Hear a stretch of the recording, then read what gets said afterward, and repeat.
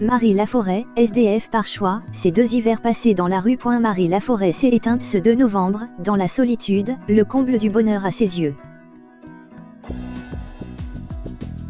Mystique depuis l'enfance, la chanteuse, comme embarrassée par son manteau de gloire, avait poursuivi le dénuement, jusqu'à vivre dans la rue, il y a quelques années.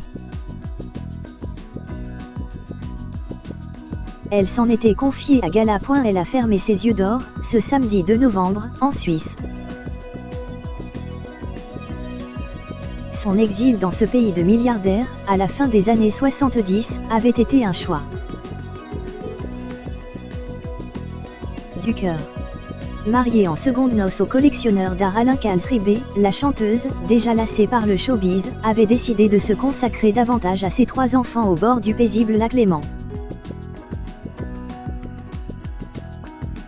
L'argent. Pas son affaire. Reconvertie commissaire-priseur à Genève dans les années 80, Maïtena Domenac, de son vrai nom, avait écoulé sa collection privée d'œuvres d'art, avec l'aide de Pierre Cornette de Saint-Cyr, ancien amant, il y a 2 ans. En 2005 déjà, Laurent Ruquier avait dû la convaincre de remonter une dernière fois sur la scène des Bouffes parisiens, alors qu'elle refusait de devenir sa propre caricature, une vieille gloire courant le cachait. Son seul luxe, ces dernières années, la solitude, le comble du bonheur à ses yeux. Alors que nous l'avions rencontrée avant ses ultimes concerts, il y a 14 ans, Marie Laforêt s'était exprimée sur notre époque, « Je trouve dommage qu'elle se réduise au fric. Ces dernières années, j'ai envisagé de devenir clocharde. J'aurais su comment me débrouiller. »